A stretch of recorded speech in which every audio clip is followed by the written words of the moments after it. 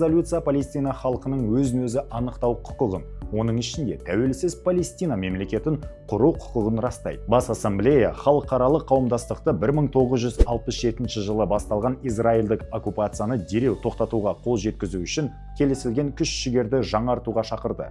Ал жексенбі күні таңертең британдық Sky News телеарнасының таңғы бағдарламасында Ұлыбритания сыртқы істер министрі Дэвид Кэмерон корольдік Израильді қаруландыруды жалғастырады. Өйткені Тель-Авивке қару-жарақ жеткізуді тоқтату Хамастың позициясын нығайтады деп мәлімдеді.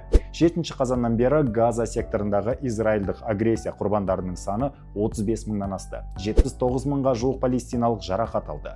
Сол бағдарламада Кэмерон Украинадағы қақтығыс туралы айтып, бір елдің аумағын басқа ел зорлық-зомбылық арқылы басып алмауы керек деп баса айтты. Ени Шафақ басылымы өкінішке орай батыстың Газаны атқылауды ғана бақыламай отырғанын жазған.